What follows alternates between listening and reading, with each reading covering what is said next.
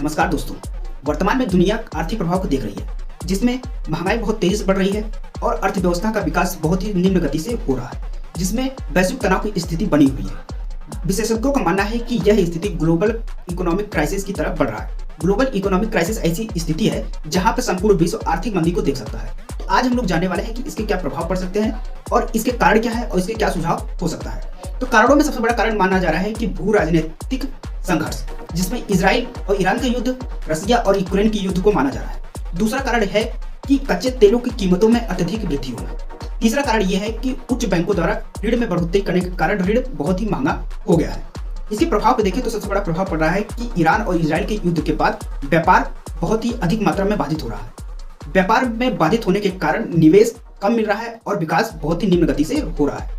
दूसरा कारण यह है कि क्रूड ऑयल की कीमतों में वृद्धि होने के कारण तेल बहुत ही महंगा मिल रहा है और अर्थव्यवस्था की जो गति है वो बहुत ही स्लो हो रही है, जिसके कारण प्रोडक्शन कम हो रहा है, जिसके कारण महंगाई भी बढ़ रही है।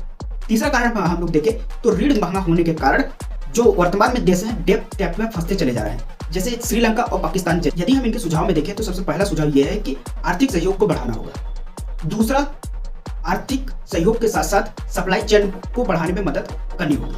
तीसरा, ऊर्जा के अन्य स्रोत पर इन्वेस्ट करना होगा, जैसे कि सोलर, विंड। हमें तेल पर निर्भरता को कम करनी पड़ेगी। तो इन सुझाव के साथ जो है कि सबसे बड़ी बात यह है कि युद्ध को शांत कराना ही इसका पूर्णतः सलूशन माना जा रहा है, क्योंकि बिना युद्ध शांति हुए संपूर्ण विश्व में आर्थिक गति तेजी से नहीं बढ़ सकती। धन्यवाद।